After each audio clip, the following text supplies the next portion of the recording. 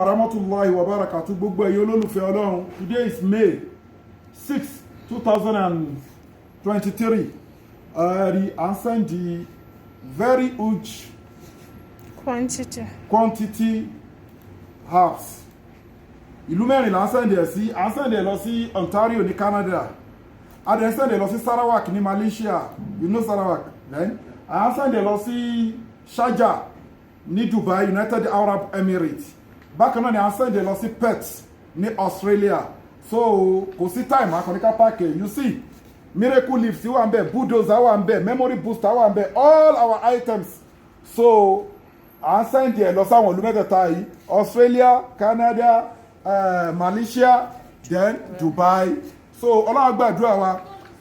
Anybody tó bá ní ìpèníjà lórí èké nínú àìsàn, ẹ ti mọ oríṣiríṣi nǹkan tá ń ṣe. Kò sáìsàn tí ò gbóògùn. Kulli da'in lahu da'wahu.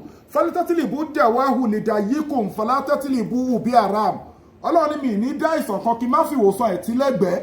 Gbogbo àwọn àìsàn táwọn ayé fi ń ṣèyàn yẹn gan, duplicate Ọlọ́run ló lọ́ọ̀rì jìnnà lọ́wọ́, duplicate lè ṣú lọ mú, tẹ̀sù bá tún lọ mú. Ọlọ́run tó kó àwọn èèyàn kan lẹ́kọ̀ọ́ kan tí wọ́n fi ń tu. Fásí àlọ́ àlà tíkírí ìkúntún lẹ́ àtẹ àlẹ́ àmún.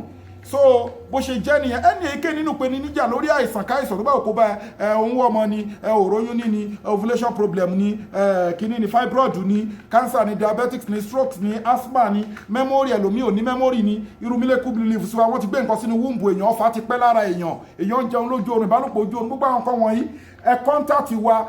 Product wa bẹ̀rẹ̀, package wa bẹ̀rẹ̀ látòrí 570,000 naira, 470,000 naira, 370,000 naira, 270,000 naira, 170,000 naira. So tó bá dẹ̀ ní tó yẹn náà, included with DHL. So product wa dẹ̀ tún wà ní Nàìjíríà, à ń ṣe promo lórí gbogbo ẹ̀. So àdúrà wa gba ẹwọ́ sọ̀pọ̀ lórí +27 61 295 6389. Inna l-izzata lillahi jami'a. Gbogbo agbára Ọlọ́run ba lónìí. À ń dúpẹ́ àwọn èèyàn lo product wa, wọ́n ń dúpẹ́ o. Wọ́n ń dúpẹ́ tó 100%, 80 to 70% wọ́n ń dúpẹ́. Alhamdulillahi rabbil alamin. Masalamu wa ila liqa'i.